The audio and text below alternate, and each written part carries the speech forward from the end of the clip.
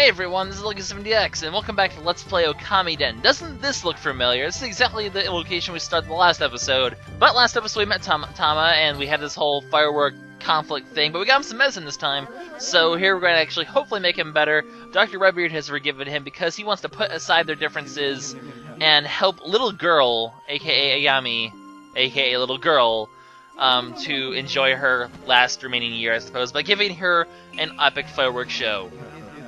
So, he gives him herbs. Tama realizes that, you know, the two of them are just being little children for their stupid argument, and decides to get better and make some fireworks. The end. Except it's not the end, because in this episode, as you're going to see, this whole fireworks show, it's not going to be as easy to put out to put on as you think. We're going to actually have to do a couple things first, unfortunately.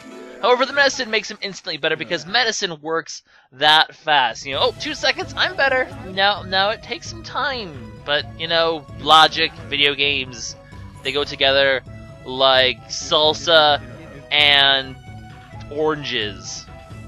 I don't know, that might work out, but I wouldn't want to try it.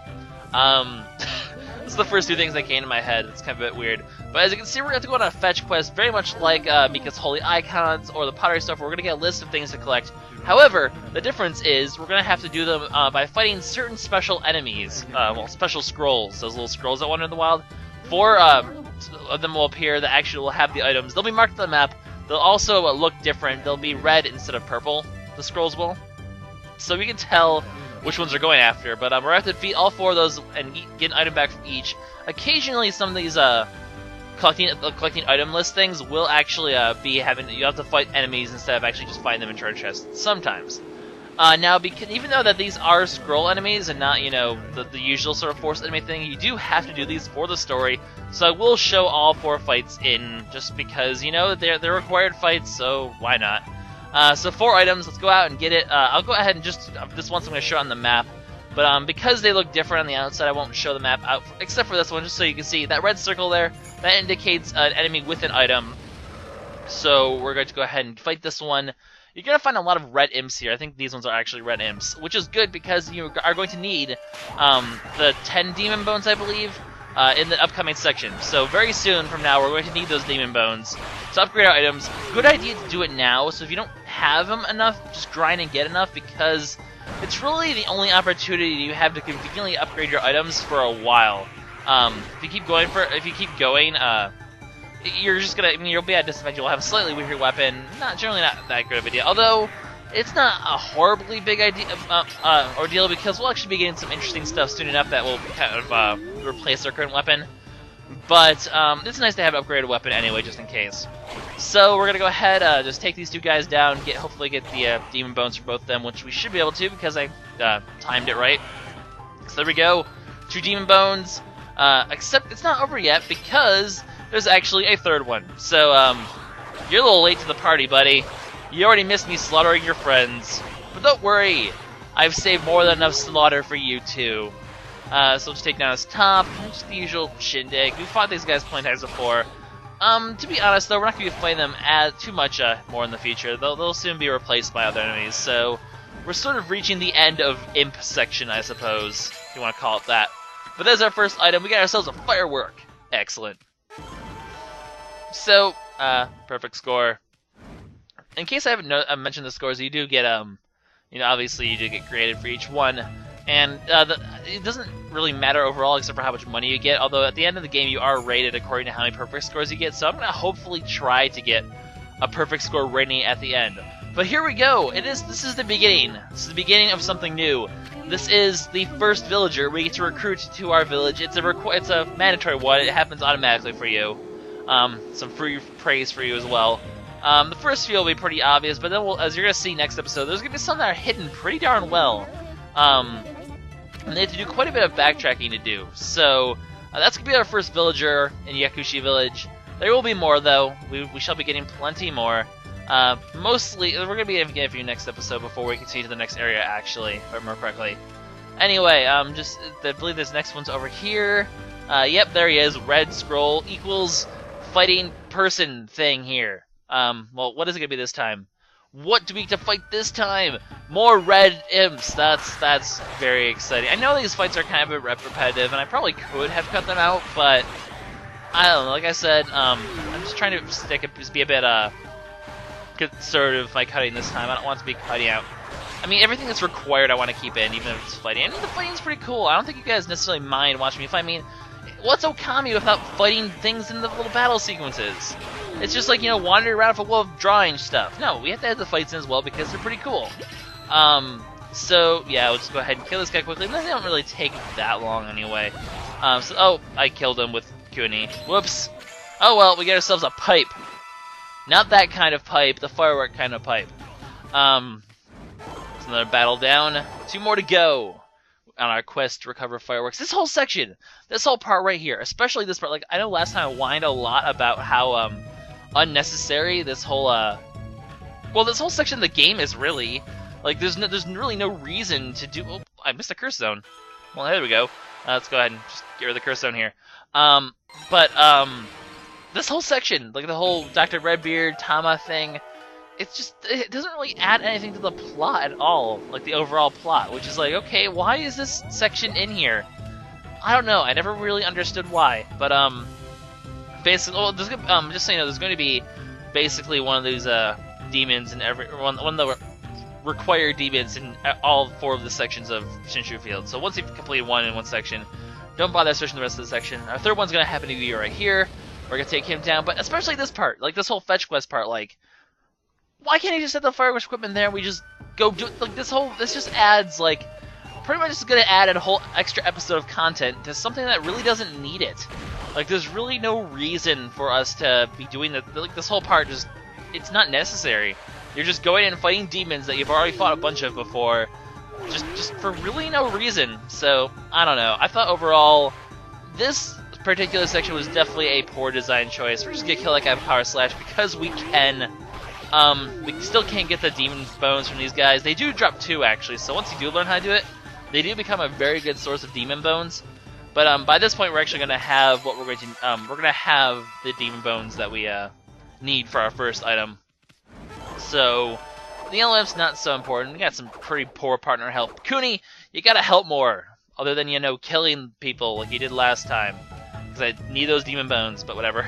That poor hedgehog, we're just gonna sort of leave him here for such a long time because we can't do anything with him for a long time. So, whatever. I mean, that's just the way the cookie crumbles, I suppose. Anyway, the last guy's gonna end up being over here, right in front of us, I believe. He's pretty much near the entrance. There he is, right there. So, we'll just fight this one. We're gonna head back to Tama, then we get to head all the way back to Yakushi Village. And then this whole shindig will actually finally be done. So just more yellow imps to fight, and green imp. No one cares about the green imps, though. They're just extremely weak sauce. I'm gonna try it. Nah. I'll get a better angle. Oh, wow, I hit him, actually. Well, luckily, that was a nice upswing there. Just happened to catch him on that one. Didn't actually quite intend for that to happen, but it happens, I guess. Slash the item back at him, slash him to death, yada, yada, yada. We've seen this all before. So yeah, last guy. Then the boring fetch quest is done. Kuni just strikes him down like a man. Like I said, we're not going to have to really worry about these kind of sections too often. This is really the one section of the game that is truly pointless and boring. For the most part, we're going to be able to keep the plot going a bit faster than this. This is just a really slow section of the game, so I do apologize for that. But it's more the game's fault and not mine. There's really nothing I can do to speed up this whole process except, you know, I could have just cut everywhere, but I didn't want to make things I didn't want to have too much cutting, I guess, if I didn't have to. And even then, it would just save like only like 30 seconds of travel time here or there, or cutting up the battles, which are in a way the fun part of the game anyway. So I don't know. But this is all done. Boring fetch quest is done. So we're going to go ahead, head back to Tama, give him his stuff back. He's going to get the fireworks ready, and we're going to go back to Yakushi Village. I don't know, we could just have the fireworks here. Why do we have to go all the way back to Yakushi Village on top of this? It's just not necessary. Oh well. We get a fireworks show at least, that's pretty cool. So how the name of Amaterasu? Well, I'm his son. Yes, Emi's a guy now. I'm her son. That's why I was able to get back. At least people appreciate Amaterasu. It's unlike the first game where no one really knew who the hell she was, I guess. Do we get level up? No, not quite. Maybe, I think we might get enough praise to level up later, though. Anyway, I'm gonna just go ahead and skip to Yakushi Village here, because there's no reason to... That's just a lot of travel time. Anyway, but we got ourselves some new stuff, including a blacksmith and a new house, because we sent that villager over here. So as you can see, when you send villagers over here, the village starts to grow.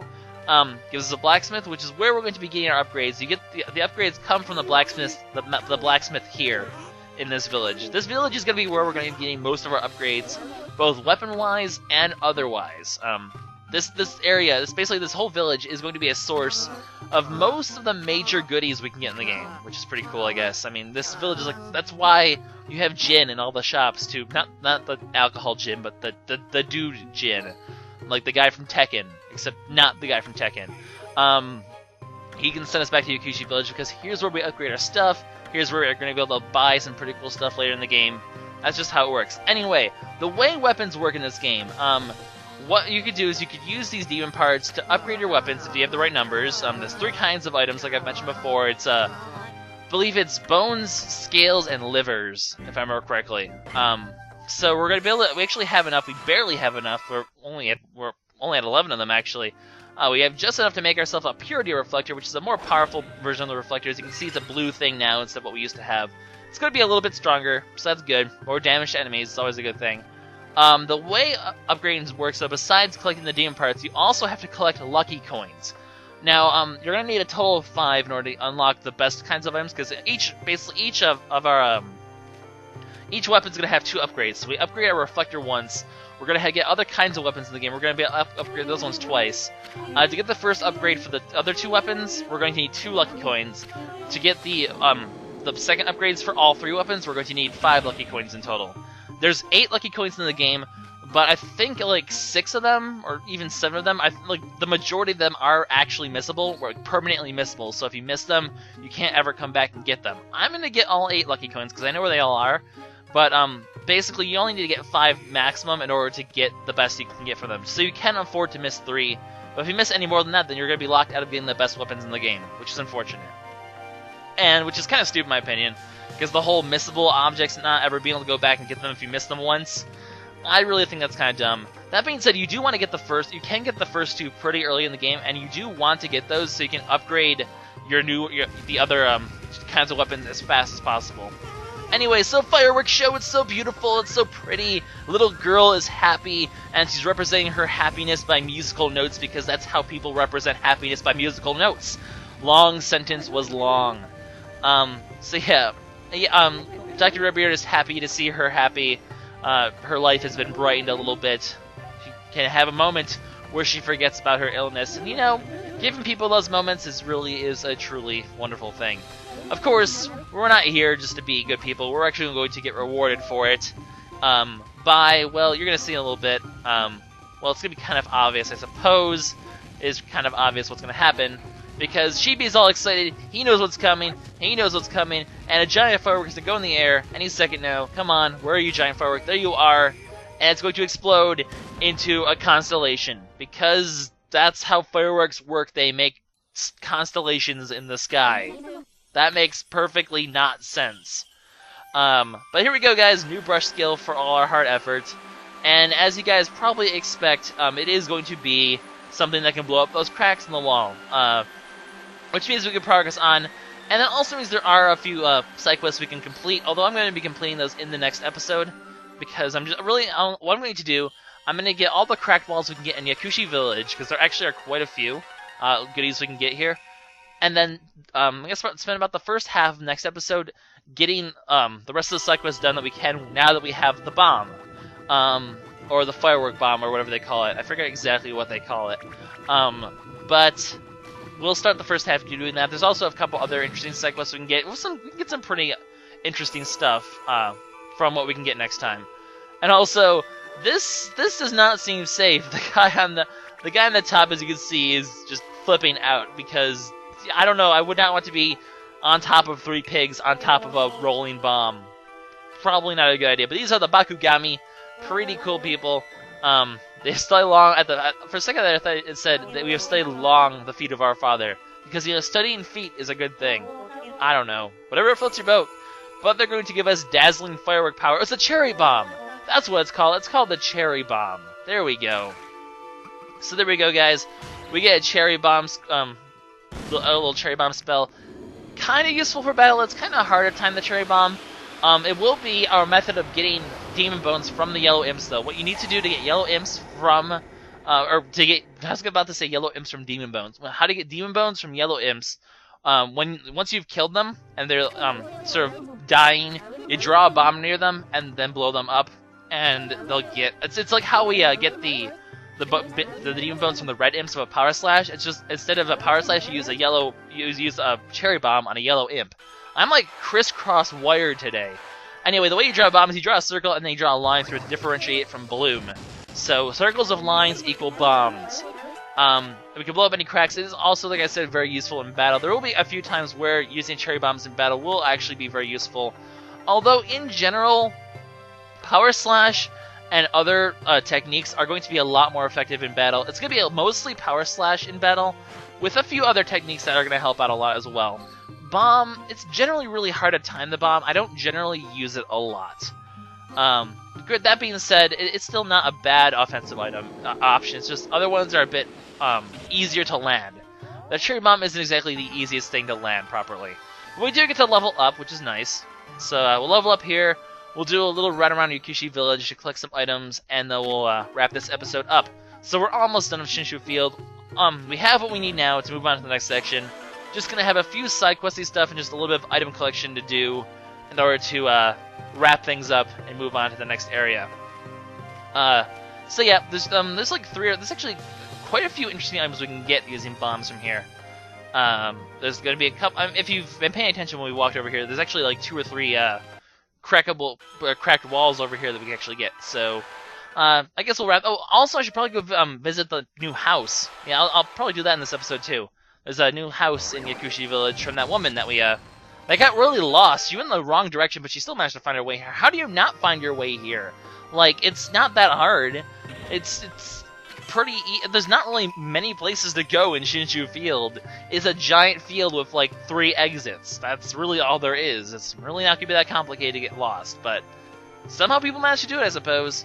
Just little gimmicks like, hey, I'm a girl who gets lost all the time, blah, blah, blah. Unimportant characters, unimportant. She's just sort of, there to be a villager, because the more villagers you get, while they're not important individually, the more villagers you get, the more the village will grow. And the more the village grows, the more, options will be available for you to purchase, and, there'll be other side quests we can do to get good stuff. So, the village growing will actually unlock different things. It's just a matter of how many people you have, not necessarily who the people are, if that makes sense. So eventually, say, I forget the exact numbers, but if you get enough people, for example, we're going to actually get a shop to open up here, and new options will be available in the shop the more people, once we reach a certain number of people. So that's basically the reason why you want to be getting villagers, because it's going to make the shops better, gonna give you some really interesting options to buy in the shop, and you'll see later in the game, much later, it's not going to really... We're not going to be able to profit from the Yakushi Village side quest yet, but when we do, you'll see that it actually is pretty much worth it.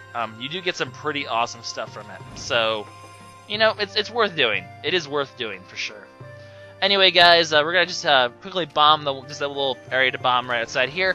We're gonna quickly grab the treasure in there. We did grab a couple other treasures, Fist Sake and Soul Sake, which will increase your attack and defense power respectively. Like I said, I'm not a big fan of using items in battle, so in general, I'm not going to really use them. But it's not a horrible item either. We'll also get Divine Sake. It's 3 ink pots and 3 solar energy units, so pretty cool items to get. I don't really use items that much, but whatever. So this is LuckySevenDX signing out. I'll see you guys next time for more Okamiden.